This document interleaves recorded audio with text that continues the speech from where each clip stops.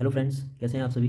चलिए आज हम करते हैं टेंथ क्लास टेंथ का चैप्टर सेकंड, बहुपद पॉलिनोमियल्स। तो इसमें हमारे पास रैखिक बहुपद होता है एक, तो इसे लीनियर पॉलिनोमियल कहते हैं। ये होता है a x plus b equal zero, जहाँ पर ए नॉट इक्वल जीरो।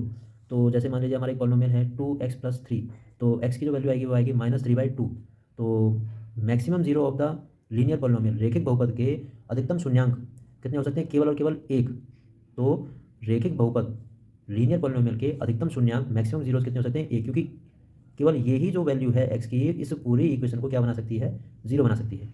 और सेकंड है आपका जैसे क्वाड्रेटिक पॉलिनोमियल, द्विघात बहुपद, तो ये इस फॉर्म में होता है ax² + bx + c equal zero, a not equal zero. तो जैसे एक हमारा पॉलिनोमियल है 2x² - 8x + 6 इक्वल जीरो।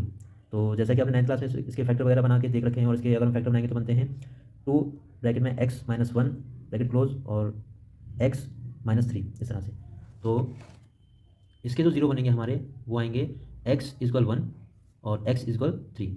ये जो 2 जीरो हैं, दो जो शून्यांक हैं, केवल यही एक ऐसे शून्यांक हैं दोनों जो इस वाले पूरे इक्वेशन को क्या बना सकते हैं? पॉलिनोमियल को क्या बना सकते हैं? जीरो बना सकते हैं। इनके अलावा कोई और जीरो नहीं हो सकते जो कि इस पूरे पॉलिनोमियल को क्या बना दे? जीरो बना दे। तो हम कह सकते हैं कि जो मैक्सिमम जो जीरोज हैं क्वाड्रेटिक पॉलिनोमियल के, द्विघात बहुपद के, वो दो हो सकते हैं या दो होते हैं। फिर हमारा क्यूबिक पॉलिनोमियल, त्रिघात बहुपद, जो कि इस फॉर्म में होता है। जैसे मान लीजिए ये हमारा एक क्यूबिक पॉलिनोमियल है, तो इसके जो शून्य अंक जो जीरोज होंगे वो निकलेंगे 1, 2 और 3।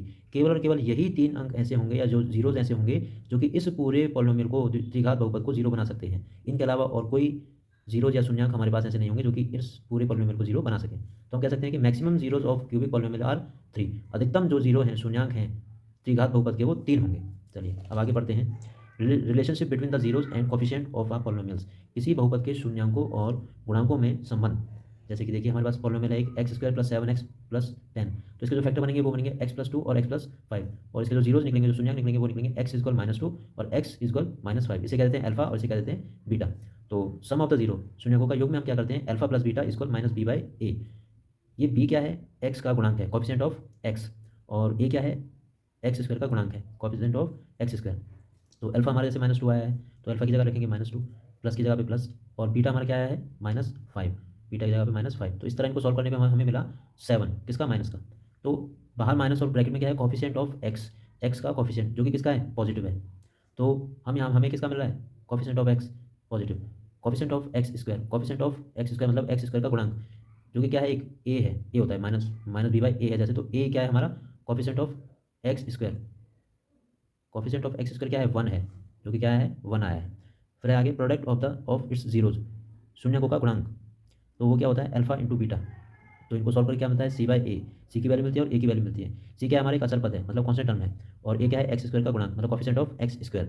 तो अल्फा क्या है हमारे पास यहाँ पे? जैसे कि आपको पता है -2। बीटा क्या है? बीटा है हमारा -5। इन दोनों को मल्टीप्लाई करेंगे, अल्फा इंटू बीटा, तो आएगा हमारा 10। और देखिए यहाँ पर ये क्या है? सी की वैल्यू क्या है? ये 10, जो कि क्या है? एक अचर पद है। और यहाँ पर देखिए सी हमारा यही है, 10।